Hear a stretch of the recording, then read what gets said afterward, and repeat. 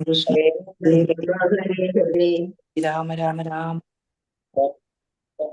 ഹരേ ഹരേ ഹരേ രാമ കൃഷ്ണ കൃഷ്ണ ഹരേ ഹരേ രാമ രാമ രാമ ഹരേ കൃഷ്ണ ഹരേ ഹരേ ഹരേ കൃഷ്ണ കൃഷ്ണ കൃഷ്ണ ഹരേ ഹരേ ഹരേ രാമ രാമ രാമ ഹരേ ഹരേ ഹരേ രാമ ഹരേ രാമ രാമ രാമ ഹരേ ഹരേ രാമ രാമ ഹരേ കൃഷ്ണ ഹരേ കൃഷ്ണ ഹരേ ഹരേ ഹരേ ഹരേ രാമ കൃഷ്ണ കൃഷ്ണ കൃഷ്ണ ഹരേ ഹരേ രാമ കൃഷ്ണ ഹരേ രാമ രാമ ഹരേ ഹരേ രാമ രാമ ഹരേ ഹരേ ഹരേ ഹരേ ഹരേ ഹരേ ഹരേ കൃഷ്ണ കൃഷ്ണ ഹരേ ഹരേ ഹരേ ഹരേ ഹരേ കൃഷ്ണ ഹരേ കൃഷ്ണ. ഓം നമോ ഭഗവതേ വാസുദേവായ. ഓം നമോ ഭഗവതേ വാസുദേവായ. ഓം നമോ ഭഗവതേ വാസുദേവായ. വാസുദേവായ ജ്ഞാനതിമിരാന്തസ്യ ജ്ഞാനാഞ്ജനാശലാകേന ചക്ഷുരുന്മീലിതം യേന തസ്മൈ ശ്രീഗുരവേ നമഃ. നമോ വിഷ്ണുപാദായ കൃഷ്ണപ്രേഷ്ഠായ ഭൂതലേ ശ്രീമതേ ഭക്തിവേദാന്ത സ്വാമിനിതി നാമിനെ. നമസ്തേ സാരസ്വതേ ദേവേ ഗൗരവാണി പ്രചാരിണേ നിർവിശേഷ ശൂന്യവാദി പാശ്ചാത്യ ദേശധാരിണേ. ജയ ശ്രീ കൃഷ്ണ ചൈതന്യ പ്രഭു നിത്യാനന്ദ ശ്രീ അദ്വൈത ഗദാധര ശ്രീവാസാദി ഗൗര ഭക്തവൃന്ദ. ഹരേ കൃഷ്ണ കൃഷ്ണ കൃഷ്ണ ഹരേ ഹരേ ഹരേ രാമ രാമ രാമ ഹരേ ഹരേ. ഹരേ കൃഷ്ണ. നിഗമകൽപതരുകളിതം ഫലം സുഖമുഖാമൃതദ്രവ സംയുതം പിബത ഭാഗവതം രസമാലയം മുഹുരഹോ രസികാ ഭുവി ഭാവുകാഃ. നാരായണം നമസ്കൃത്യം നരം ചൈവ നരോത്തമം ദേവീം സരസ്വതീം വ്യാസം തതോ ജയമുദിരയേത്. നഷ്ടപ്രായേഷു ഭദ്രേഷു നിത്യം ഭാഗവത സേവയ ഭഗവതേ ഉത്തമ ശ്ലോകേ ഭക്തിർഭവതി നൈഷ്ടകീ. കൃഷ്ണായ വാസുദേവായ ദേവകീ നന്ദനായ ച നന്ദഗോപകുമാരായ ഗോവിന്ദായ നമോ നമഃ. ഹരേ കൃഷ്ണ കൃഷ്ണ കൃഷ്ണ ഹരേ ഹരേ ഹരേ രാമ രാമ രാമ ഹരേ ഹരേ. ഹരേ കൃഷ്ണ. ശ്രീ ശ്രീ രാധാ ഗോവിന്ദ് ടെമ്പിൾ ഇസ്കോൺ മാംഗ്ലൂരിന്റെ ഭാഗവതം ക്ലാസ്സിലേക്ക് എല്ലാവർക്കും സ്വാഗതം. ഹരേ കൃഷ്ണ. എല്ലാവർക്കും പ്രണാമം. ഹരേ കൃഷ്ണ കൃഷ്ണ മാതാജി ഹരേ പ്രണാമം. ഹരേ കൃഷ്ണ. അപ്പൊ മാതാജി ഹരേ കൃഷ്ണ അധ്യായം 6 പ്രണാമം മാതാജി. വ്യാസദേവനും മത്തിയുള്ള സംഭാഷണം. ഹരേ കൃഷ്ണ. എല്ലാവർക്കും പ്രണാമം. അതിൽ നമ്മൾ 25 ശ്ലോകം വരെ നമ്മൾ എടുത്തു. ഇന്നലെ നമ്മൾ എന്താ പറഞ്ഞത്? ഇന്നലെ നാരദ മഹർഷിയുടെ അടുത്ത് ഭഗവാൻ പറഞ്ഞു അല്ലെ. ഭഗവാൻ എന്താ പറഞ്ഞത്? ഈ ജന്മത്തില് താങ്കൾക്ക് ദർശിക്കാൻ സാധിക്കാത്തത് ദർശിക്കാൻ സാധിക്കില്ല. ഒരു 1000 ദിവസത്തിനുള്ളൂ ഇനി ഈ ജന്മത്തില് താങ്കൾക്ക് ഇല്ല എന്ന് പറഞ്ഞു അല്ലെ. ജന്മത്തിൽ ഭഗവാനെ ദർശിക്കാൻ സാധിക്കില്ല. എന്നിട്ട് ഭഗവാൻ എന്താ പറഞ്ഞത്? എങ്ങനെയുള്ളവർക്കാണ് ഭഗവാനെ ദർശിക്കാൻ സാധിക്കുള്ളൂ എന്ന് പറഞ്ഞു? ഇന്ദ്രിയാസ്വാദനങ്ങളിൽ നിന്നും മോചിതനായവരാകണം. രജോതമ ഗുണങ്ങളിൽ നിന്നും സ്വതന്ത്രനായാൽ മാത്രമേ ഭക്തിയുത സേവനത്തിൽ എത്താൻ പറ്റുകയുള്ളൂ. ഭഗവാന്റെ അതീന്ദ്ര രൂപത്തെ ആരാധിക്കാനും അതല്ലേ പറഞ്ഞിരിക്കുന്നേ. അതെ. ഭൗതിക മാലിന്യങ്ങളിൽ നിന്ന് പൂർണ്ണമായി സ്വതന്ത്രരായവർക്കും സേവനത്തില് ഭഗവാന്റെ സേവനം ചെയ്യുന്നവർക്കും മാത്രമേ ഭഗവാനെ ദർശിക്കാൻ സാധിക്കുള്ളൂ. അപൂർണരായവർക്കും മാലിന്യങ്ങളിലുള്ളവർക്കും ഭഗവാനെ ദർശിക്കാൻ സാധിക്കില്ല എന്നുള്ളത് ഭഗവാൻ പറഞ്ഞു. പിന്നെ ഭഗവാൻ നാരദ മഹർഷി അങ്ങനെയുള്ളതല്ല എങ്കിലും ഭഗവാനോടുള്ള ആസക്തി കൂട്ടുവാൻ വേണ്ടിയാണ് ഭഗവാനോട് നാരദ മഹർഷിയോട് പറയുന്നത്. അതെ അതെ അതെ അതെ. അതായത് എന്തിനാണ് ഭഗവാനെ ഒരു ചെറിയൊരു മാത്രമേ ഭഗവാനെ ദർശിക്കാനായിട്ട് നാരദ മഹർഷിക്ക് സാധിച്ചുള്ളൂ അല്ലെ. അപ്പൊ എന്താ പറഞ്ഞത്? ആ അഭിലാഷത്തെ വർദ്ധിപ്പിക്കാൻ വേണ്ടിയിട്ട്, ഭഗവാനെ കാണാനുള്ള ഈ ആഗ്രഹം അത് വർദ്ധിപ്പിക്കാൻ വേണ്ടിയിട്ടാണ് ചെയ്തത്. കാരണം എത്രത്തോളം ഭഗവാൻ ആശിക്കോ അത്രത്തോളം എന്തായിക്കൊണ്ടിരിക്കും? ഭൗതികമായ വിളിച്ചുകൊണ്ടിരിക്കും. ഭൗതികമായ ആഗ്രഹങ്ങളിൽ നിന്ന് നമ്മൾ മോചിതനാകും. അതായത് വിരക്തി ഉണ്ടായിക്കൊണ്ടിരിക്കും. എത്രത്തോളം ഭഗവാനിൽ ആസക്തി ഉണ്ടാകുന്നോ അത്രത്തോളം നമുക്ക് എന്തിനോട് വിരക്തി വന്നുകൊണ്ടിരിക്കും? ഭൗതികമായ ആഗ്രഹങ്ങളില് നമ്മള് വിരക്തി ഉണ്ടായിക്കൊണ്ടിരിക്കും പറഞ്ഞു. പിന്നെ അടുത്ത ശ്ലോകത്തിൽ എന്താ പറഞ്ഞത്? നിരപേക്ഷ സത്യത്തെ ഒരു അല്പ ദിവസമാണെങ്കിലും നിരപേക്ഷ സത്യത്തെ സേവിക്കുന്നത് പോലെ സ്ഥിരവും ദൃഢവും ബുദ്ധിയും ഭക്തന് പ്രാപ്തമാകും. അതെ. ഭഗവാനെ അതിന്റെ ഫലമായി ഭൗതിക ലോകം ഉപേക്ഷിച്ച് അതീന്ദ്ര ലോകത്ത് പോകും. അതെ. പിന്നത്തെ ശ്ലോകത്തിൽ എന്താ പറയുന്നത്? ഭഗവാന്റെ ഭക്തിയിൽ നിരന്തരമായി നിഷ്ഫലമാവുകയില്ല, ഒട്ടും നഷ്ടപ്പെടില്ല എന്ന് പറഞ്ഞു. നമ്മള് ഭഗവാൻ സംഭവിക്കുകയാണ് ചെയ്യുന്നത്. വിഘ്നങ്ങളില്ലാത്തവയാണ് സംഭരിക്കുകയാണ് ചെയ്യുന്നത്. നമ്മ ഓരോന്ന് ചെയ്യുന്നതും ഭഗവാന് വേണ്ടി ചെയ്യുന്നതല്ല, നമ്മളത് സംഭരിക്കുന്നതാണ്. അത് ഭക്തിയുടെ സേവനം ഒരിക്കലും എന്താകുന്നില്ല എന്ന് പറഞ്ഞു, നമുക്കതൊരിക്കലും നിഷ്ഫലമാവുകയില്ല, നഷ്ടപ്പെടില്ല. നഷ്ടപ്പെടുന്നില്ല. നമുക്കത് ജന്മജന്മാന്തരങ്ങളായിട്ട് സംഭരിച്ചു വെക്കാൻ സാധിക്കും. അത് മാത്രല്ല ഭഗവാന് സമർപ്പിച്ച ജന്മജന്മാന്തരങ്ങളായിട്ട് എന്താ പറയാ സംഭരിച്ചു വെക്കാൻ സാധിക്കും. ഭഗവാന്റെ സംസർഗത്തിൽ ചേരാനായിട്ട് യോഗ്യനാക്കി തീർക്കുകയും ചെയ്യാണ് അല്ലെ അത് എന്ന് പറഞ്ഞു. നമ്മുടെ ഉന്മൂലന സമയം ആയാലും ഭഗവത് സ്മരണ നിർവിഘ്നം തുടരുമെന്ന് പരിപക്വത വർദ്ധിച്ചുകൊണ്ടിരിക്കുന്നു. അതെ, ഇത്രയും കാര്യങ്ങളാണ് നമ്മൾ ഇന്നലെ കണ്ടത്. ഇനി നമുക്ക് ഇന്നത്തെ ശ്ലോകത്തിലേക്ക് നോക്കാം. ഹരേ കൃഷ്ണ. ഓം നമോ ഭഗവതേ വാസുദേവായ. ശ്ലോകം 25. നാമാനിനന്തസ്യ ഹതത്രപാ പഠൻ ഗുഹ്യാനി ഭദ്രാണി കൃതാനി ചാസ്മരൻ ഗാംപര്യടം സ്തുഷ്ടമനാഗതസ്പൃഹ കാലം പ്രതീക്ഷൻ വിമദോ വിമത്സരഃ. നാമാനിനന്തസ്യ ഹതത്രപാ പഠൻ ഗുഹ്യാനി ഭദ്രാണി കൃതാനി ചാസ്മരൻ ഗാംപര്യടം സ്തുഷ്ടമനാഗതസ്പൃഹ കാലം പ്രതീക്ഷൻ വിമദോ വിമത്സരഃ. ഹരേ കൃഷ്ണ. ചൊല്ലിക്കോളൂ. ഹരേ കൃഷ്ണ.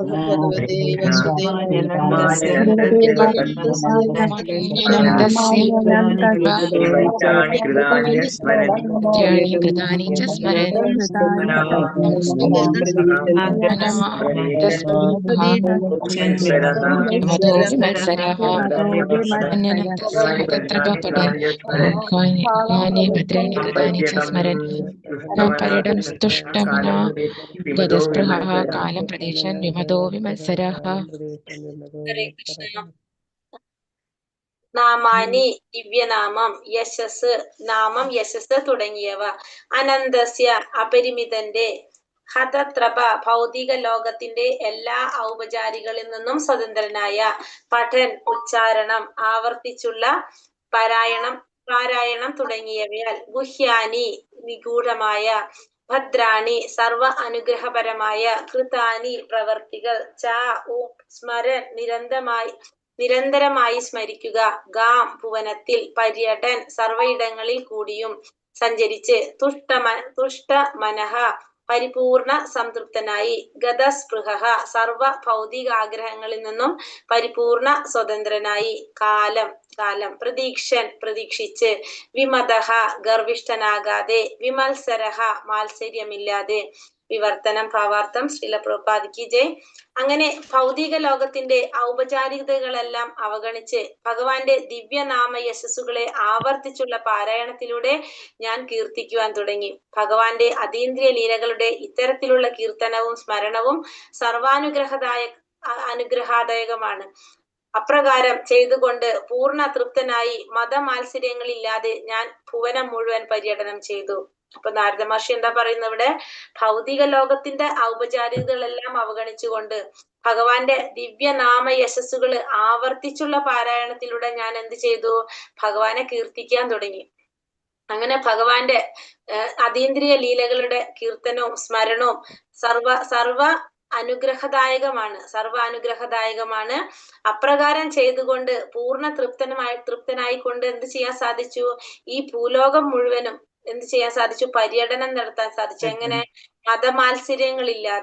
മതമാത്സര്യങ്ങളൊന്നുമില്ലാതെ ഭൂലോകം മുഴുവനും പര്യടനം ചെയ്തു എന്നാണ് പറയുന്നത് ഇവിടെ. അപ്പൊ ഭഗവാന്റെ യശസ്, നാമം, രൂപം, ഗുണം, ലീലകളെല്ലാം ആവർത്തിച്ച് കീർത്തിച്ചുകൊണ്ട് അതീന്ദ്രിയ ലീലകളെ സ്മരിച്ചുകൊണ്ട് അത് ചെയ്യുന്നത് എന്താണ്? സർവ അനുഗ്രഹദായകമാണ്. അങ്ങനെ ചെയ്തുകൊണ്ട് പൂർണ്ണ തൃപ്തനായിക്കൊണ്ട് മതമാത്സര്യങ്ങളൊന്നും ഇല്ലാതെ ഈ ഭൂലോകം മുഴുവനും പര്യടനം ചെയ്യാനായിട്ട് ആർക്ക് സാധിച്ചു? നാരദ മഹർഷി ഇവിടെ പറയാണ്. ഭാവാർത്ഥം.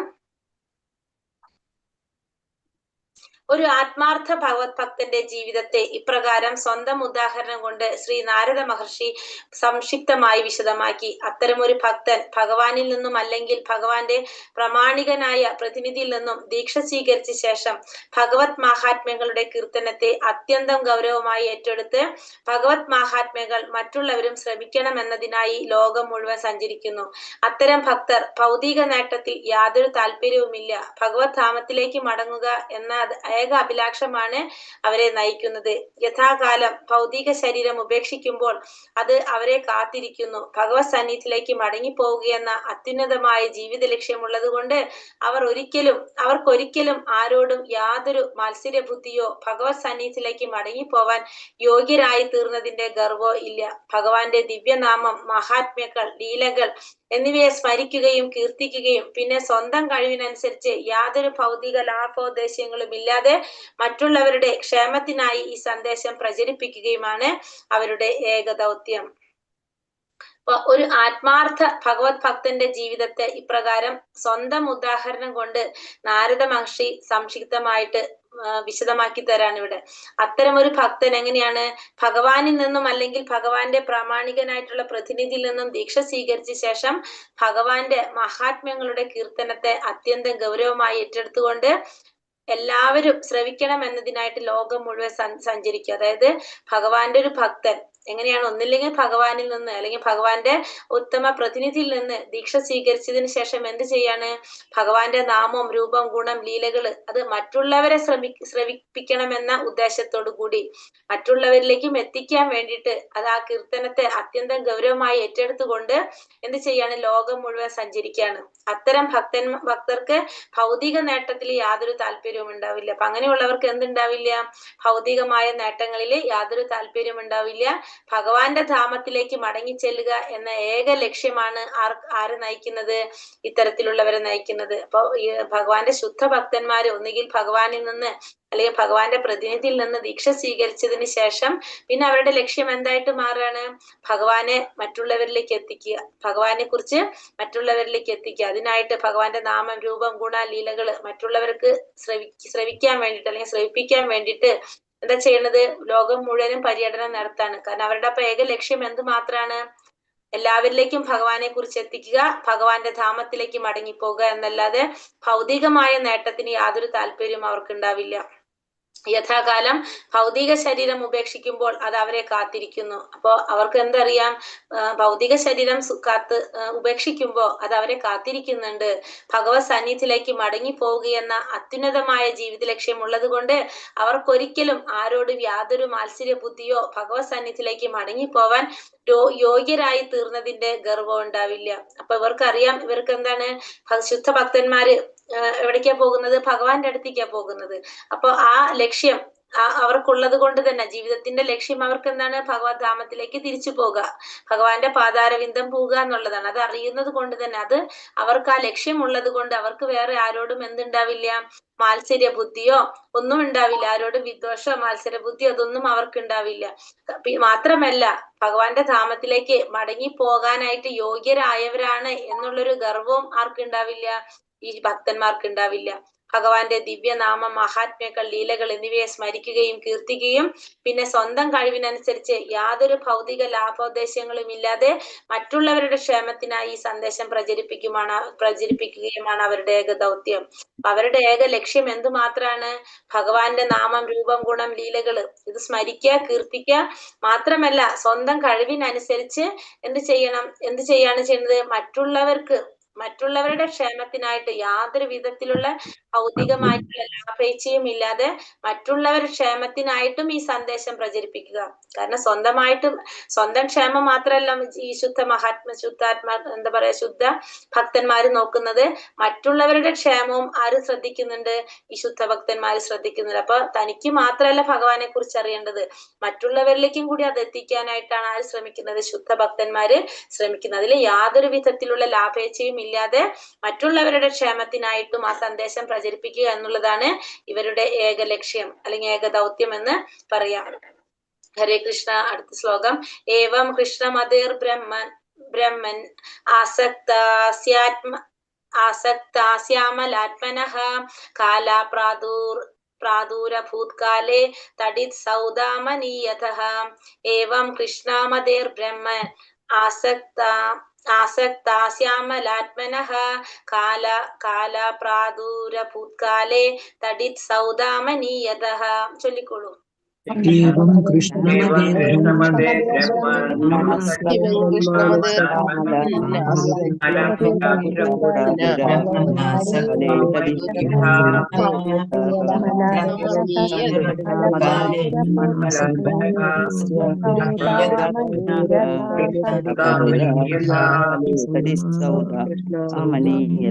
हरे कृष्ण।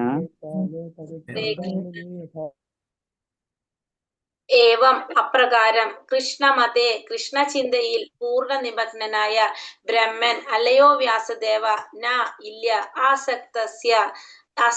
ആസക്തനായ അമല ആത്മനഃ എല്ലാ ഭൗതിക മാലിന്യങ്ങളിൽ നിന്നും പൂർണ്ണ സ്വതന്ത്രനായ കാലഹ മൃത്യു പ്രാദുരഭൂത് ദൃശ്യനായി തീരുക കാലേ കാലക്രമത്തിൽ തടിത് മിന്നൽ സൗദാമനി ഉദ്ഭാസിപ്പിക്കുന്ന യഥാ അതുപോലെ വിവർത്തനം അല്ലയോ ബ്രാഹ്മണ വ്യാസദേവ അപ്രകാരം കൃഷ്ണചിന്തയിൽ പരിപൂർണ നിമഗ്നനായിരുന്നതിനാൽ സർവ ഭൗതിക മാലിന്യങ്ങളിൽ നിന്നും പൂർണ്ണ സ്വതന്ത്രനായി തീരുന്നവനാകിയാൽ ഞാൻ യാതൊരു ആസക്തിയും ഇല്ലാത്തവനായി തീർന്നു. കാലക്രമേണ മിന്നലും വെളിച്ചവും ഒരേ സമയം ഉണ്ടാകുന്നത് പോലെ ഞാൻ മൃത്യുവിനെ വരിച്ചു.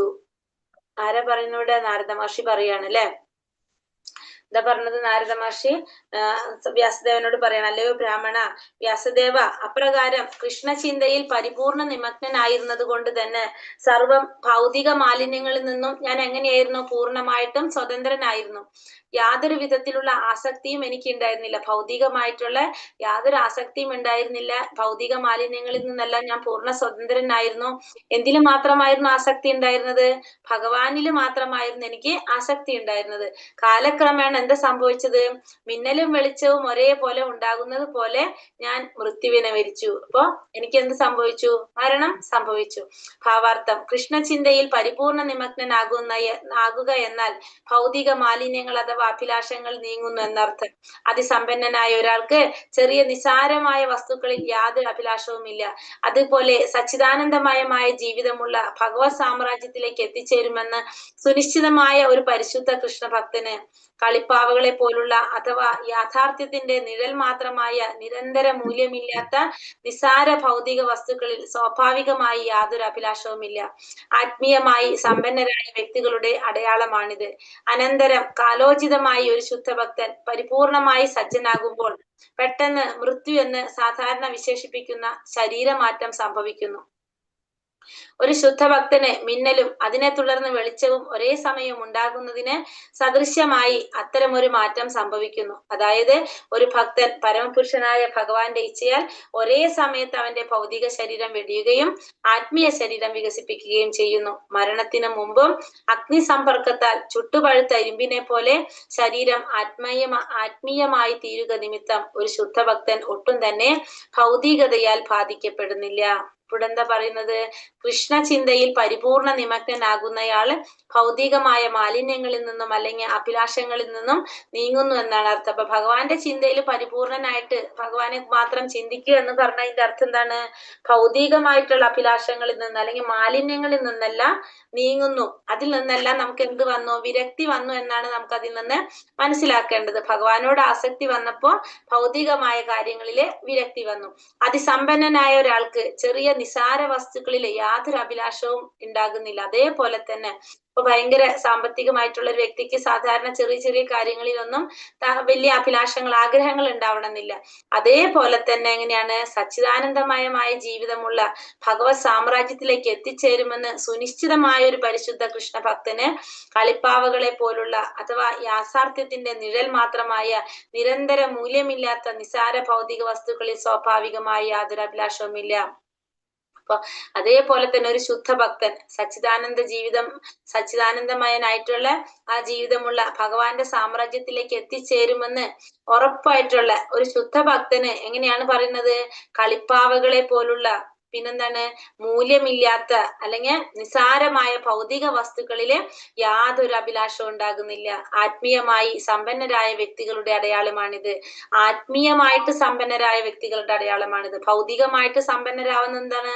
കുറെ പൈസ ഉണ്ടാവുക, കുറെ വലിയ വീടും കാര്യങ്ങളും വലിയ വണ്ടിയൊക്കെ ഉണ്ടായി കഴിഞ്ഞാൽ നമ്മൾ പറയും ഭൗതികമായിട്ട് അവർ സമ്പന്നരാന്ന് പറയും. ആത്മീയമായിട്ട് സമ്പന്നരായെന്ന് വെച്ചിട്ടുണ്ടെങ്കിൽ എന്താണ്? ഭഗവാന്റെ ശുദ്ധ ഭക്തന്മാര് അല്ലെ. ആത്മീയമായിട്ട് സമ്പന്നരായവർ ആരാണ്? ഭഗവാന്റെ ശുദ്ധ ഭക്തന്മാരാണ് ആത്മീയമായിട്ട് സമ്പന്നരായത്. കാരണം അവർക്ക് എന്താണ്? അവർക്ക് നിസ്സാരമായ കാര്യങ്ങളിൽ ഒന്നിലും ഒരു താല്പര്യം ഉണ്ടാവില്ല. അതായത് നിസ്സാരമായ കാര്യങ്ങൾ എന്ന് പറഞ്ഞാല് ഭൗതികമായിട്ടുള്ള വസ്തുക്കളിൽ യാതൊരു താല്പര്യം ഉണ്ടാവില്ല. അവരെന്തിലാണ് സന്തോഷം കണ്ടെത്തുന്നത്? ഭഗവാനെ കുറിച്ച് നിരന്തരം എല്ലാവർക്കും ഭഗവാനെ കുറിച്ച് പറഞ്ഞു കൊടുക്കുക, ഭഗവാന്റെ നാമം, രൂപം, ഗുണം, ലീലകൾ ഇതെപ്പോഴും സ്മരിക്കുക, മറ്റുള്ളവരിലേക്കും എത്തിക്കുക, അവരുടെ ഇതിനു വേണ്ടിയിട്ട് അല്ലെ, ആത്മസാക്ഷാത്കാരത്തിന് വേണ്ടി പ്രവർത്തിക്കുക. ഇത് മാത്രമാണ് ആരുടെ ലക്ഷ്യം? ശുദ്ധ ഭക്തന്മാരുടെ ലക്ഷ്യം. അതുകൊണ്ട് അവർ ആത്മീയമായിട്ട് സമ്പന്നരായവരാണെന്ന് പറയാം നമുക്ക്. അവരുടെ അടയാളമാണിത്. അനന്തരം കാലോചിതമായി ഒരു ശുദ്ധഭക്തൻ പരിപൂർണനായി സജ്ജനാകുമ്പോൾ പെട്ടെന്ന് മൃത്യു എന്ന സാധാരണ വിശേഷിപ്പിക്കുന്ന ശരീരമാറ്റം സംഭവിക്കുന്നു. ഇപ്പൊ മരണത്തെ ഇവിടെ വിശേഷിപ്പിച്ചിരിക്കുന്ന എന്താണ്? ശരീരമാറ്റം എന്നാ പറയുന്നത് അല്ലെ. കാലോചിതമായിട്ട് ഒരു ശുദ്ധഭക്തൻ പരിപൂർണനായിട്ട് സജ്ജമാകുമ്പോ ശുദ്ധഭക്തൻ പരിപൂർണമായിട്ട് ഭഗവാനെ പ്രാപിക്കാനായിട്ട് സജ്ജമാകുമ്പോ എന്താ സംഭവിക്കുന്നത്? മൃത്യു എന്ന് സാധാരണ വിശേഷിപ്പിക്കുന്ന ശരീരമാറ്റം സംഭവിക്കുന്നു. എങ്ങനെയാണ് ശരീരമാറ്റം സംഭവിക്കുന്നത്? ഒരു ശുദ്ധഭക്തന് മിന്നലും അതിനെ തുടർന്ന് വെളിച്ചവും ഒരേ സമയം ഉണ്ടാകുന്നതിന് സദൃശ്യമായ അത്തരം ഒരു മാറ്റം, ഒരു വെളിച്ചവും മിന്നലും ഉണ്ടാകുന്നത് പോലെ ഒരു ശുദ്ധഭക്തന് മിന്നലും അതിനെ തുടർന്ന് വെളിച്ചവും ഉണ്ടാകുന്നത് പോലുള്ള സദൃശ്യമായിട്ടുള്ള ഒരു മാറ്റം സംഭവിക്കുന്നു. അതായത് ഒരു ഭക്തന്റെ പരമപുരുഷനായ ഭഗവാന്റെ ഇച്ഛയാൽ ഒരേ സമയത്ത് തന്നെ ഭൗതിക ശരീരം വെടിയുന്നു, ആത്മീയ ശരീരം വികസിക്കുന്നു. എന്താ സംഭവിക്കുന്നത്? ഒരു ശുദ്ധ ഭക്തൻ, അതായത് ഭഗവത് ധാമത്തിലേക്ക് പോകുന്ന ഒരു ഭക്തൻ മരണം സംഭവിക്കുമ്പോൾ ആ ഭക്തന്റെ ഭൗതിക ശരീരം വെടിയുകയും ചെയ്യും, ഒപ്പം തന്നെ ആത്മീയ ശരീരം വികസിക്കുകയും ചെയ്യും. ആത്മീയ ശരീരം വികസിച്ച് ഭഗവാന്റെ അടുത്തേക്ക് പോവുകയാണ് ചെയ്യുന്നത്. ആത്മശരീരം വികസിക്കുകയും ചെയ്യാണ്. അപ്പോ അവിടെ എന്താണ് പറയുന്നത്? ഒരേ സമയം തന്നെ വെളിച്ചവും മിന്നലും ഉണ്ടാകുന്നത് പോലെ ആത്മീയ ശരീരം വികസിക്കുന്നു, അതായത് ഭൗതിക ശരീരം ഉപേക്ഷിക്കുന്നു, ആത്മീയ ശരീരം വികസിക്കുന്നു. മരണത്തിന് മുമ്പും അഗ്നി സമ്പർക്കത്താൽ ചുട്ടുപഴുത്ത ഇരുമ്പിനെ പോലെ ശരീരം ആത്മീയമായി തീരുക നിമിത്തം ഒരു ശുദ്ധഭക്തൻ ഒട്ടും തന്നെ ഭൗതികതയാൽ ബാധിക്കപ്പെടുന്നില്ല. അപ്പൊ മരണത്തിന് മുന്നത്തെ ഒരു അവസ്ഥ പറയാണ്. എങ്ങനെയാണ്?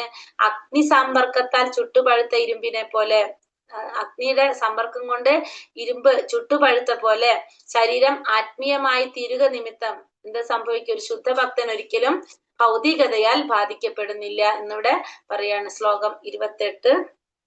അടുത്തത് പ്രയുജ്യമാനെ മയീതാം ശുദ്ധാം ഭാഗവതീം തനും ആരബ്ധ കർമ്മ നിർവാണോ നപ്യതത് പാഞ്ച ഭൗതികഃ. പ്രയുജ്യമാനമയീതാം ശുദ്ധാം ഭാഗവതീം തനും ആരബ്ധ കർമ്മ നിർവാണോ ന്യപതത് പാഞ്ച ഭൗതികഃ. ചൊല്ലാം. ഹരേ കൃഷ്ണ.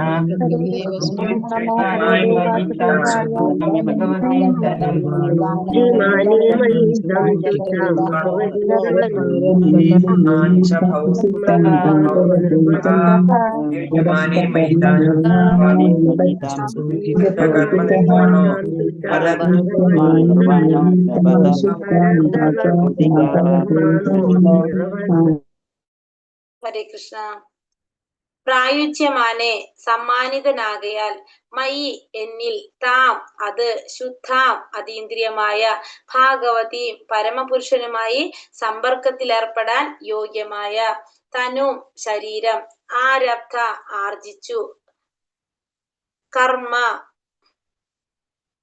കാമ്യകർമ്മം, നിർവാണ നിരോധിക്കുന്നു, നിപതത് വെടിയുക, നൃപതത് വെടിയുക, പാഞ്ചഭൗതിക പഞ്ചഭൂതങ്ങളാൽ നിർമ്മിതമായ ശരീരം. വിവർത്തനം ഭാവാർത്ഥം. ശ്രീല പ്രഭുപാദ് കി ജയ്. വിവർത്തനം: പരമദിവ്യോത്തമ പുരുഷന്റെ സന്തത സഹചാരിക്ക് അനുയോജ്യമായൊരു അതീന്ദ്രിയ ശരീരത്താൽ സമ്മാനിതനാകയാൽ പഞ്ചഭൂതങ്ങളാൽ നിർമ്മിതമായ ശരീരം ഞാൻ ഉപേക്ഷിച്ചു.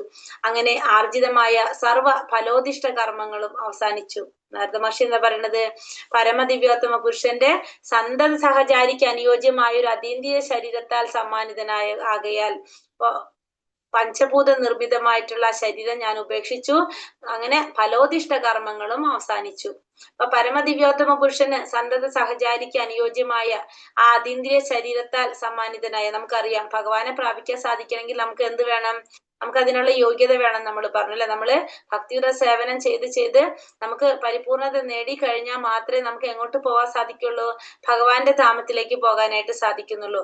ആ യോഗ്യത ആർക്ക് കിട്ടി? നാരദ മഹർഷിക്ക് കിട്ടി. അപ്പൊ അതുകൊണ്ട് തന്നെ ഭഗവാന്റെ സന്തത സഹചാരി ആയിരിക്കാനുള്ള ആ യോഗ്യത, അതിനനുയോജ്യമായിട്ടുള്ള യോഗ്യത നാരദ മഹർഷിക്ക് കിട്ടിയത് കൊണ്ട് അതീന്ദ്രിയമായ ശരീരത്താൽ സമ്മാനിതനായത് കൊണ്ട് തന്നെ ഈ പഞ്ചഭൂതങ്ങൾ കൊണ്ട് നിർമ്മിച്ച ശരീരം നാരദ മഹർഷി ഉപേക്ഷിച്ചു. അങ്ങനെ എന്താണ്? ആർജിതമായിട്ടുള്ള ഫലോദിഷ്ട കർമ്മങ്ങളെല്ലാം അവിടെ അവസാനിച്ചു എന്നിവിടെ പറയാണ്. ഭാവാർത്ഥം ശ്രീല പ്രഭുപാദിക്ക് ജയ്. ഭഗവത് സംഘത്തിന് അനുയോജ്യമായ അതീന്ദ്രിയ ശരീരം നാരദർക്ക് സമ്മാനിക്കപ്പെടുമെന്ന് പരമപുരുഷൻ ഭഗവാൻ അറിയിച്ചിരുന്നു. ഭൗതിക ശരീരം ഉപേക്ഷിച്ചയുടൻ നാരദന് അദ്ദേഹത്തിന്റെ ആത്മീയ ശരീരം പ്രാപ്തമായി. ഈ അതീന്ദ്രിയ ശരീരം ഭൗതിക ആസക്തിയിൽ നിന്ന് മുക്തവും നിത്യത, ഭൗതിക ഗുണങ്ങളിൽ നിന്നുള്ള സ്വാതന്ത്ര്യം, കാമ്യകർമ്മങ്ങളിൽ നിന്നുള്ള സ്വാതന്ത്ര്യം എന്നീ 3 പ്രാഥമിക അതീന്ദ്രിയ ത്രിഗുണങ്ങൾ ഉള്ളതുമാണ്. ഈ 3 ഗുണങ്ങളുടെ അഭാവത്താൽ ഭൗതിക ശരീരം സദാ പീഡിപ്പിക്കപ്പെടുന്നു. ഭഗവത് ഭക്തിയുടെ സേവനത്തിൽ നിരതനായ ഉടൻ ഒരു ഭക്തന്റെ ശരീരം അതീന്ദ്രിയ ഗുണങ്ങളാൽ പൂരിതമാകുന്നു. ചിന്താമണി രത്നത്തിന്റെ പ്രഭാവം ഇരുമ്പിൽ പ്രയോഗിക്കപ്പെടുന്നതിനും സമാനമാണ് അതീന്ദ്രിയ ഭക്തിയുടെ സേവനത്തിന്റെ സ്വാധീനം.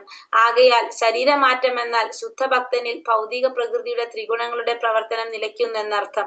വെളിപ്പെടുത്തപ്പെട്ട ശാസ്ത്രങ്ങളിൽ ഇത് സംബന്ധിച്ച നിരവധി ദൃഷ്ടാന്തങ്ങളുണ്ട്. ധ്രുവ മഹാരാജാവിനും പ്രഹ്ലാദ മഹാരാജാവിനും മറ്റ് നിരവധി ഭക്തന്മാർക്കും ബാഹ്യദൃഷ്ട അതേ ശരീരത്തിൽ പരമദിവ്യോത്തമ പുരുഷനെ മുഖാമുഖം ദർശിക്കാൻ കഴിഞ്ഞിരുന്നു. ഒരു ഭക്തന്റെ ശരീരപ്രകൃതം ഭൗതികത്തിൽ നിന്നും അതീന്ദ്രിയമായി മാറുന്നുവെന്ന് ഇത് വിവക്ഷിക്കുന്നു. പ്രമാണയുക്തമായ ശാസ്ത്രങ്ങൾ മുഖേന പ്രാമാണികരായ ഗോസ്വാമിമാരുടെ അഭിപ്രായമാണിത്. ഇന്ദ്രകോപം എന്ന പ്രാണി മുതൽ ശ്രേഷ്ഠനായ സ്വർഗാധിപതി ഇന്ദ്രൻ വരെയുള്ള സർവ്വ ജീവാത്മാക്കളും കർമ്മ നിയമങ്ങൾക്ക് വിധേയരും അവരുടെ സ്വകർമ്മങ്ങളുടെ കർമ്മഫലങ്ങളാൽ ക്ലേശിക്കാനും ആസ്വദിക്കാനും ബാധ്യസ്ഥരുമാണ് എന്ന് ബ്രഹ്മസംഹിതയിൽ പറഞ്ഞിരിക്കുന്നു. ഇപ്പൊ ഇവിടെ എന്താ പറഞ്ഞ? ഭഗവത് സംഗമത്തിന് അനുയോജ്യമായ അതീന്ദ്രിയ ശരീരം നാരദർക്ക് സമ്മാനിക്കപ്പെടുമെന്ന് പരമപുരുഷനായിട്ടുള്ള ഭഗവാൻ അറിയിച്ചിരുന്നു. ആ ഭൗതിക ശരീരം ഉപേക്ഷിച്ചയുടൻ നാരദന് എന്ത് കിട്ടി? ആ ആത്മീയമായ ശരീരം, ഭഗവാൻ പറഞ്ഞ ആത്മീയ ശരീരം പ്രാപ്തമാക്കാനായിട്ട് സാധിച്ചു. ഈ അതീന്ദ്രിയ ശരീരം ഭൗതിക ആസക്തിയിൽ നിന്ന്, ഈ അതീന്ദ്രിയ ശരീരം എങ്ങനെയാണ്? ഭൗതികമായ ആസക്തിയിൽ നിന്ന് മുക്തവും പിന്നെ നിത്യത, പിന്നെ ഭൗതിക ഗുണങ്ങളിൽ നിന്നുള്ള സ്വാതന്ത്ര്യം, കാമ്യകർമ്മ ഫലങ്ങളിൽ നിന്നുള്ള സ്വാതന്ത്ര്യം എന്നീ 3 പ്രാഥമിക അതീന്ദ്രിയ ത്രിഗുണങ്ങൾ ഉള്ളതുമാണ്. അപ്പൊ ഈ ഭൗതിക ശരീരം മാറി കിട്ടിയ ആത്മീയ ശരീരത്തിന്റെ പ്രത്യേകത അത് എങ്ങനെയുള്ളതാണെന്ന് പറഞ്ഞു. ഒന്ന്, ഭൗതിക ഗുണങ്ങളിൽ നിന്ന് സ്വാതന്ത്ര്യമുണ്ട്, കാമ്യകർമ്മങ്ങളുടെ ഫലങ്ങളിൽ നിന്ന് സ്വാതന്ത്ര്യം, പിന്നെന്താണത്? മുക്തവും നിത്യത, മുക്തി ഭൗതിക ആസക്തിയിൽ നിന്ന് മുക്തമാണത്, പിന്നെ നിത്യമായിട്ടുള്ളതാണത്. ഇങ്ങനെ ഗുണങ്ങൾ അല്ലെ, അതീന്ദ്രിയമായ ശരീരത്തിന്റെ ഗുണം പറയുന്നത് ഒന്ന് ഭൗതിക ആസക്തിയിൽ നിന്ന് മുക്തമാണത്, പിന്നെ നിത്യമായിട്ടുള്ളതാണ്. കാരണം ഭൗതിക ശരീരം ആണെങ്കിൽ എന്താണ്? അത് നശിച്ചു പോകുന്നതാണ്. പക്ഷെ ആത്മീയ ശരീരം നിത്യമായിട്ടുള്ളതാണ്. ഭൗതികമായ ഗുണങ്ങളിൽ നിന്ന് സ്വാതന്ത്ര്യമുണ്ട്, കാമ്യകർമ്മ ഫലങ്ങളിൽ നിന്നുള്ള സ്വാതന്ത്ര്യം. ഈ പ്രാഥമിക അതീന്ദ്രിയ ഗുണങ്ങൾ എന്തിനുണ്ട്? ഈ ആത്മീയ ശരീരത്തിനുണ്ട്. ഈ 3 ഗുണങ്ങളുടെ അഭാവത്താൽ ഭൗതിക ശരീരം സദാ പീഡിപ്പിക്കുന്നു. ഇതില്ലാത്തത് കൊണ്ടാണ് ഭൗതിക ശരീരത്തിന് എന്ത് വരുന്നത്? പീഡനങ്ങൾ അനുഭവിക്കേണ്ടതായിട്ട് വരുന്നത്. ഭഗവത് ഭക്തിയുടെ സേവനത്തിൽ നിരതനായ ഉടൻ ഒരു ഭക്തന്റെ ശരീരം അതീന്ദ്രിയ ഗുണങ്ങളാൽ പൂരിതനാകുന്നു. എപ്പോഴാണ് ഒരു ഭക്തൻ ഭക്തിയുടെ സേവനം ചെയ്യാൻ തുടങ്ങുന്നത്? അപ്പം മുതൽ ആ ഭക്തന്റെ ശരീരം അതീന്ദ്രിയമായ ഗുണങ്ങളാൽ പൂരിതമാക്കപ്പെടും. ചിന്താമണി രത്നത്തിന്റെ പ്രഭാവം ഇരുമ്പിൽ പ്രയോഗിക്കപ്പെടുന്നതിന് മുമ്പ് സമാനമാണ് അതീന്ദ്രിയ ഭക്തിയുടെ സേവനത്തിന്റെ സ്വാധീനം. അപ്പൊ ചിന്താമണി രത്നം, അതിന്റെ പ്രഭാവം ഇരുമ്പിൽ പ്രയോഗിക്കപ്പെടുന്നതിന് സമാനമാണെന്ത്? അതീന്ദ്രിയമായ ഭക്തിയുടെ സേവനത്തിന്റെ സ്വാധീനം എന്ന് പറയുന്നത്. ആകയാൽ ശരീരമാറ്റം എന്നാൽ ശുദ്ധ ഭക്തനിൽ ആ ഭൗതിക പ്രകൃതിയുടെ ത്രിഗുണങ്ങളുടെ പ്രവർത്തനം നിലയ്ക്കുന്നു എന്നർത്ഥം. അപ്പൊ ശരീരമാറ്റം എന്നതുകൊണ്ട് എന്താ അർത്ഥാക്കേണ്ടത് ഇവിടെ? ഒരു ശുദ്ധ ഭക്തനില് എന്ത് സംഭവിക്കുകയാണ്? ഭൗതിക പ്രകൃതിയുടെ ത്രിഗുണങ്ങളുടെ പ്രവർത്തനം നിലയ്ക്കുന്നു എന്ന് നമുക്ക് മനസ്സിലാക്കാനായിട്ട് സാധിക്കും. കാരണം ഭൗതിക പ്രകൃതിയുടെ ത്രിഗുണങ്ങള് പ്രവർത്തനം നിലച്ചാൽ മാത്രമാണ്, അതായത് സത്വരജോ ഗുണങ്ങൾ ഇതിൽ നിന്ന് മാറിയാലാണ് നമുക്ക് എവിടേക്ക് കടക്കാൻ സാധിക്കുന്നത്? ശുദ്ധ സത്വത്തിലേക്ക് ഉയരാൻ സാധിക്കുന്നതും ഭഗവത് സേവനം ചെയ്യാനായിട്ട് സാധിക്കുന്നതും. അപ്പൊ ഈ 3 ഗുണങ്ങളുടെ പ്രവർത്തനം അവിടെ നിലയ്ക്കാണ് ചെയ്യുന്നത്. വെളിപ്പെടുത്തപ്പെട്ട ശാസ്ത്രങ്ങളിൽ ഇത് സംബന്ധിച്ച നിരവധി ദൃഷ്ടാന്തങ്ങളുണ്ട്. ധ്രുവ മഹാരാജാവിനും പ്രഹ്ലാദ മഹാരാജാവിനും മറ്റു നിരവധി ഭക്തന്മാർക്കും ബാഹ്യദൃഷ്ടിയ അതേ ശരീരത്തിൽ പരമദിവ്യോത്തമ പുരുഷനെ മുഖാമുഖം ദർശിക്കാൻ കഴിഞ്ഞിരുന്നു. ഇപ്പോ ധ്രുവ മഹാരാജാവിന്, പ്രഹ്ലാദ മഹാരാജാവിനുള്ള പോലെയുള്ള ഭക്തന്മാർക്കെല്ലാം ബാഹ്യദൃഷ്ടിയെ തന്നെ അതേ ശരീരത്തില്, ഈ ഭൗതിക ശരീരത്തിൽ തന്നെ പരമദിവ്യോത്തമ പുരുഷനെ മുഖം ദർശിക്കാനായിട്ട് കഴിഞ്ഞിരുന്നു. ഒരു ഭക്തന്റെ ശരീരപ്രകൃതം ഭൗതികത്തിൽ നിന്നും അതീന്ദ്രിയമായി മാറുന്നുവെന്ന് ഇത് വിവക്ഷിക്കുന്നു. അപ്പൊ എപ്പോഴാണ് അത് സാധിക്കുന്നത്? ഭക്തിയുടെ സേവനം ചെയ്യുന്നതിലൂടെ, ഭഗവാനെ നിരന്തരം സ്മരിക്കുന്നതിലൂടെ ഒരു ഭക്തന്റെ ശരീരം അതീന്ദ്രിയമായിട്ട് മാറാണ് ചെയ്യുന്നത്. ഭൗതികത്തിൽ നിന്ന് അതീന്ദ്രിയമായിട്ട് മാറാണ്. അപ്പൊ ഈ ശരീരത്തിൽ ഇരുന്നു കൊണ്ട് തന്നെ ഭഗവാനെ ദർശിക്കാനായിട്ട് സാധിക്കുക. അതേ ശരീരത്തിൽ ഇരുന്നു കൊണ്ട് ഭഗവാനെ ദർശിക്കാൻ സാധിക്കുക. എങ്ങനെയാണ്? ആ ഭക്തിയുടെ സേവനം ചെയ്യുന്നതിലൂടെ, നിരന്തരം ഭഗവാനെ സ്മരിക്കുന്നതിലൂടെ. അപ്പോ ഭൗതികത്തിൽ നിന്ന് ആത്മീയത്തിലേക്ക്, അന്തരീയത്തിലേക്ക് മാറാണ് ആ ശരീരം. പ്രമാണയുക്തമായ ശാസ്ത്രങ്ങൾ മുഖേന പ്രാമാണികരായ ഗോസ്വാമിമാരുടെ അഭിപ്രായമാണിത്. അപ്പൊ ഇത് ശാസ്ത്രങ്ങൾ പ്രകാരം ആര് പറയുന്നതാണിത്? ഗോസ്വാമിമാരുടെ അഭിപ്രായമാണ് ഈ പറയുന്നത്. ഇന്ദ്രഗോപം എന്ന പ്രാണി മുതല്, ഏറ്റവും ചെറിയ പ്രാണിയാണ് ഇന്ദ്രഗോപൻ എന്നാണ് ആ പ്രാണിയുടെ പേര്. ആ പ്രാണി മുതല് ശ്രേഷ്ഠനായ സ്വർഗാധിപതി ഇന്ദ്രൻ വരെയുള്ള സർവ്വജീവാത്മാക്കളും കർമ്മ നിയമങ്ങൾക്ക് വിധേയരും അവരുടെ സ്വകർമ്മങ്ങളുടെ കാമ്യകർമ്മ ഫലങ്ങളാൽ ക്ലേശിക്കാനും ആസ്വദിക്കാനും ബാധ്യസ്ഥരുമാണ്. ഇപ്പൊ എല്ലാ ജീവികളും, ഇന്ദ്രഗോപം എന്ന് പറഞ്ഞ ചെറിയ പ്രാണി മുതല് സ്വർഗാധിപതി ഇന്ദ്രൻ വരെയുള്ള എല്ലാ ജീവാത്മാക്കളും എന്തിന് ബാധകരാണ്?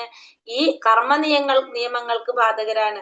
പിന്നെ അവരുടെ സ്വകർമ്മങ്ങളുടെ കാമ്യകർമ്മ ഫലങ്ങളാൽ ക്ലേശിക്കാനും ആസ്വദിക്കാനും ബാധ്യസ്ഥരാണ്. നമ്മൾ ചെയ്ത കർമ്മത്തിന്റെ ഫലങ്ങൾ, അത് നല്ല കർമ്മങ്ങളായാലും ചീത്ത കർമ്മങ്ങളായാലും, അത് ആസ്വദിക്കാനും അതേപോലെ തന്നെ ക്ലേശിക്കാനും, അതിന്റെ ആസ്വാദനം കിട്ടാനും ക്ലേശങ്ങൾ അനുഭവിക്കാനും രണ്ടിനും ബാധ്യതയുണ്ട് എന്ന് ബ്രഹ്മസംഹിതയിൽ പറഞ്ഞിരിക്കുന്നു. പരമാധികാരിയായ പരമപുരുഷന്റെ അഹൈതുകമായ കൃപയാൽ ഭക്തൻ മാത്രം അത്തരം പ്രത്യാഘാതങ്ങളിൽ നിന്ന് ഒഴിവാക്കപ്പെട്ടിരിക്കുന്നു. എന്നാൽ പരമപുരുഷനായിട്ടുള്ള ഭഗവാന്റെ ആ അഹൈതുകമായിട്ടുള്ള കൃപ കൊണ്ട് എന്താ സംഭവിക്കുന്നത്? ഒരു ഭക്തൻ മാത്രം ഇത്തരത്തിലുള്ള പ്രത്യാഘാതങ്ങളിൽ നിന്ന് ഒഴിവാക്കപ്പെട്ടിരിക്കുന്നു. എന്തുകൊണ്ടാണ് ഭക്തൻ ഒഴിവാക്കപ്പെട്ടിരിക്കുന്നത്? ഒരു ഭക്തൻ ചെയ്യുന്ന കർമ്മം മുഴുവൻ ആർക്ക് വേണ്ടിയിട്ടാണ് ചെയ്യുന്നത്? ഭഗവാന് സമർപ്പിച്ചുകൊണ്ട്, ഭഗവാന് വേണ്ടി ചെയ്യുന്നത് കൊണ്ട് തന്നെ എന്തുണ്ടാവുന്നില്ല? കർമ്മത്തിന്റെ നിയമങ്ങൾക്ക് ബാധ്യത വരുന്നില്ല, കർമ്മ നിയമങ്ങളൊന്നും വരുന്നില്ല. ആ കർമ്മങ്ങൾ മുഴുവനും ഭഗവാന് സമർപ്പിച്ച് ചെയ്യുന്നത് കൊണ്ട് ഒരു ഭക്തൻ മാത്രം ഇത്തരത്തിലുള്ള പ്രത്യാഘാതങ്ങളിൽ നിന്നെല്ലാം ഒഴിവാക്കപ്പെട്ടിരിക്കുന്നു എന്ന് പറയണം. ഹരേ കൃഷ്ണ ഹരേ കൃഷ്ണ കൃഷ്ണ കൃഷ്ണ ഹരേ ഹരേ, ഹരേ രാമ രാമ രാമ ഹരേ ഹരേ. വാഞ്ചാകൽപതരൂപേശ്ച കൃപാ സിന്ധുഭ്യേവ ച പതിതാനാം പാവനേഭ്യോ വൈഷ്ണവേഭ്യോ നമോ നമഃ. अनंत कोटि वैष्णव वृंद की जय, श्रील प्रभुपाद की जय, गुरुदेव की जय. हरे कृष्णा.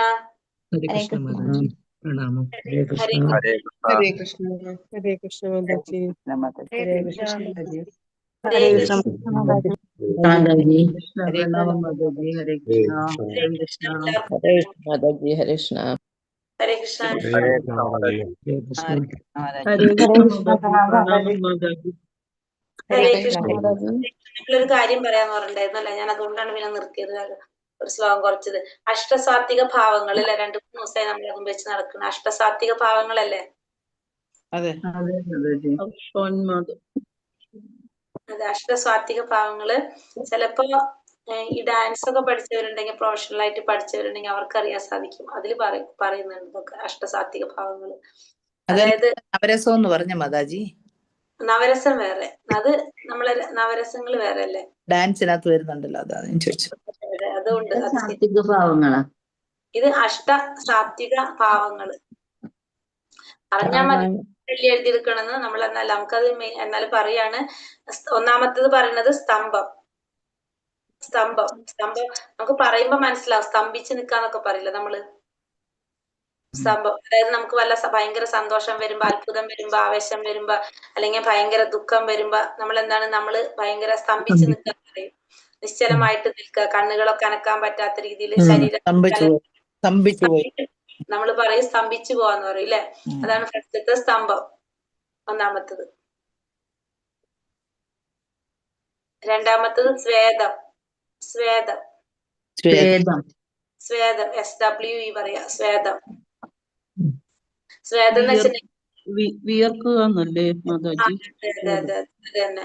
അതായത് ഭയങ്കരമായിട്ട് നമുക്ക് വികാര തീവ്രത വരുമ്പോ നമുക്ക് എന്താണ്, നമ്മളെ ശരീരം വിയർക്കാനും ഒക്കെ തുടങ്ങും. നമുക്ക് ഭയങ്കര ഭയം, കോപം, സന്തോഷം, ലജ്ജ, ക്ഷീണം, ഇതൊക്കെ ഫലമായിട്ട് നമുക്ക് ഇങ്ങനെ സംഭവിക്കും. മുഖത്തും ശരീരത്തിലൊക്കെ ഭയങ്കര വിയർപ്പ് ഉണ്ടാകും. നമുക്ക് പെട്ടെന്ന് ഭയങ്കര പേടി ഉണ്ടാവുക, അല്ലെങ്കിൽ ക്ഷീണം, ലജ്ജ, ഭയം, കോപം, സന്തോഷം. അർജുനന് എല്ലാവരെയും കണ്ടപ്പം ശരീരം വിറച്ചു എന്നൊക്കെ പറഞ്ഞതുപോലെ അല്ലേ? അതാണ് സ്വേദം. രണ്ടാമത്തത് സ്വേദം. മൂന്നാമത്തത് രോമാഞ്ചം ഉണ്ടാവുക. രോമാഞ്ചം നമുക്കതറിയല്ലോ. ഭയങ്കര പെട്ടെന്ന് ആനന്ദം ഉണ്ടാവുക, ഭയം ഉണ്ടാവുക, അത്ഭുതം ഉണ്ടാവുക, അല്ലെങ്കിൽ നമുക്ക് ഏറ്റവും ഇഷ്ടപ്പെട്ടവരെ പെട്ടെന്ന് നമ്മൾ കാണുമ്പോൾ നമുക്ക് എന്തുണ്ടാവും? രോമാഞ്ചം. രോമകുടങ്ങളൊക്കെ എഴുന്നേറ്റ് നിൽക്കും അല്ലെ. അതാണ് രോമാഞ്ചം. രോമാഞ്ചം. നാലാമത്തത് സ്വരഭേദം. സ്വരഭേദം എന്ന് വെച്ചാല് ഭയങ്കര സന്തോഷം, ദുഃഖം ഉണ്ടാവുമ്പോ നമ്മളെ സൗണ്ട് ഒക്കെ ഇടറും ചിലവരുടെ അല്ലെ. ഭയങ്കര ദുഃഖം വരുമ്പോ, സന്തോഷം വരുമ്പോ എന്താണ്, സൗണ്ട് ഒക്കെ ഇടറിയിട്ട് നമുക്ക് ശബ്ദത്തിന് മാറ്റം വരും. തൊണ്ട ഇടറെന്നൊക്കെ പറഞ്ഞു കേട്ടിട്ടില്ലേ നമ്മള്? ശബ്ദം മാറിപ്പോകുന്നതൊക്കെ ഭയങ്കര ദുഃഖം ഉണ്ടാവുമ്പോ, സന്തോഷം ഉണ്ടാവുമ്പോ ആ ഒരു വ്യത്യാസം വരുന്നത് സ്വരഭേദം. നാലാമത്തേത് അപ്പൊ സ്വരഭേദം. നമുക്ക് അറിയാവുന്ന കാര്യങ്ങളാണ്, പക്ഷെ നമ്മൾ ഇത് പറയുമ്പോഴാണ് മനസ്സിലാക്കുക ശരിയാണല്ലോ എന്നുള്ളത്. അടുത്തത് അഞ്ചാമത്തെ വേപതു. വേപതു എന്നാ പറയുന്നത്. അതായത് നമുക്ക് ഭയങ്കര ഇതേപോലെ തന്നെ എന്താ പറയാ, തീവ്രമായിട്ടുള്ള വികാരങ്ങൾ കാരണം ശരീരത്തിൽ ഉണ്ടാകുന്ന വിറയല്, അല്ലെങ്കിൽ തണുപ്പ് അനുഭവപ്പെടുന്ന പോലെ തോന്നും. ഭയങ്കര ഭയം കൊണ്ടൊക്കെ നമുക്ക് വിറയലും തണുപ്പൊക്കെ അനുഭവപ്പെടില്ലേ? കൈകാലുകളൊക്കെ വിറയ്ക്കുക, അങ്ങനെയൊക്കെ സംഭവിക്കും. വേപതുശ്ച ശരീരമേ രോമഹർഷശ്ച ജായതേ എന്ന് പറഞ്ഞില്ലേ? അഞ്ചാമത്തേതാണ് വേപതു. വേപതു വേപതു. രഥത്തിന്റെ തായ. അതെ അതെ, രഥം, കഥ. അപ്പൊ വേപതു അതായത് തീവ്രമായിട്ടുള്ള വികാരം കാരണം ശരീരത്തിൽ ഉണ്ടാകുന്ന വിറയല്, അതിനെ പറയാം നമുക്ക്. കൈയും കാലൊക്കെ വിറയ്ക്കുക, അതൊക്കെ പറയുന്നത്. പിന്നെ വൈവർണ്യം. അടുത്ത ആറാമത്തത് വൈവർണ്യം. അതായത് എന്താ പറഞ്ഞ, നമ്മളെ വികാരത്തിന് ദുഃഖം വരുമ്പോ, ദേഷ്യം വരുമ്പോ, ലജ്ജ, ഭയ, കോപം ഇതൊക്കെ വരുമ്പോ നമ്മളെ മുഖത്തും ശരീരത്തിന്റെ നിറം മാറ്റം വരും. ചിലരുടെ മുഖമൊക്കെ ദേഷ്യം വരുമ്പോ ചുവന്ന് തൊടുത്തിട്ടൊക്കെ വരും, നമ്മൾ കണ്ടിട്ടില്ലേ? അതാണ് വൈവർണ്യം. സന്തോഷം വരുമ്പോ, ഭയങ്കര സന്തോഷം വരുമ്പോ, അല്ലെങ്കിൽ ഭയങ്കര ദുഃഖം, ദേഷ്യം വരുമ്പോ ഒക്കെ എന്താണ്, ചിലരുടെ മുഖം നമ്മൾ കണ്ടിട്ടുണ്ട് ചുവന്ന് വ്യത്യസ്തമായിട്ടുള്ള ഭാവങ്ങളല്ലേ മാതാജി? വ്യത്യസ്തങ്ങളായിട്ടുള്ള ഭാവങ്ങൾ. വൈവർണ്യം. വൈവർണ്യം, മുഖത്തും ശരീരത്തിനും നിറമാറ്റം വരുന്നത്. അതായത് നിറമാറ്റം വരുന്നതാണ് വൈവർണ്യം. മുഖം വിളര, ചുവന്ന് തുടുക്കൊക്കെ ചെയ്യുന്ന, ചുവന്നതൊക്കെ വരുന്നത് വൈവർണ്യം. അടുത്തത് അശ്രു. കണ്ണുനീര് വരുന്നത്. നമുക്ക് ഭയങ്കര സന്തോഷമോ ദുഃഖമോ കോപമൊക്കെ വരുമ്പോ എന്താണ്, ആ വികാരങ്ങളുടെ തീവ്രത കൊണ്ട് കണ്ണുനീര് വരുന്നതാണ് അശ്രു.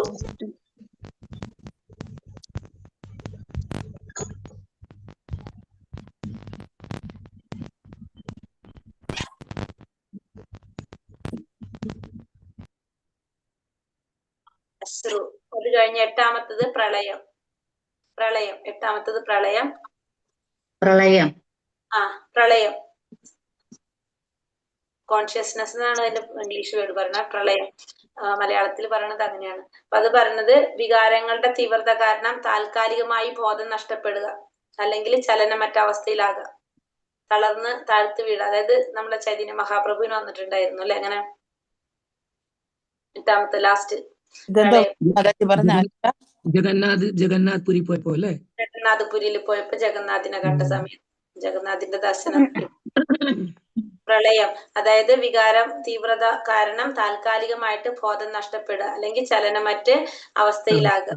അപ്പൊ തളർന്ന് താഴ്ത്തി വീഴ, പ്രതികരിക്കാതിരിക്കുന്ന ഒരവസ്ഥ. അപ്പൊ ഏറ്റവും ഭഗവാനുള്ള ഏറ്റവും തീവ്രമായിട്ട് അനുഭൂതി ഉണ്ടാകുന്ന ലക്ഷണമാണ് ഇത് ഈ പറഞ്ഞ പ്രളയം. ചൈതന്യ മഹാപ്രഭു ജഗന്നാഥ് പുരിയിൽ പോയപ്പോ ഭഗവാനെ ദർശിച്ചപ്പോ ആ സമയത്ത് ചൈതന്യ മഹാപ്രഭുവിന് സംഭവിച്ചിട്ടുണ്ടായിരുന്നത്. പിന്നെ ആർക്കോ പറഞ്ഞിട്ട് സംഭവിച്ചിട്ടുണ്ടല്ലോ, ഓർമ്മയുണ്ടോ? ചൈതന്യ മഹാപ്രഭുവിന് ഉണ്ടായിരുന്നു. അക്രൂരനില്ലേ? അക്രൂരന് എനിക്കറിയില്ല. നാരദ മഹർഷിയും ഭഗവാനെ കണ്ടു കഴിഞ്ഞപ്പോ അങ്ങനെ ഒരു സ്ഥിതി വന്നെന്നല്ലേ പറഞ്ഞത്? സ്വയവും മറന്നു, ഭഗവാനെയും കാണാൻ പറ്റിയില്ലെന്ന് പറയുന്നു. അപ്പൊ അതാണ് 8 അഷ്ടസ്വാത്വിക എന്ന് പറയുന്നത്. ഹരേ കൃഷ്ണ. മതജി അഷ്ടസ്വാത്വിക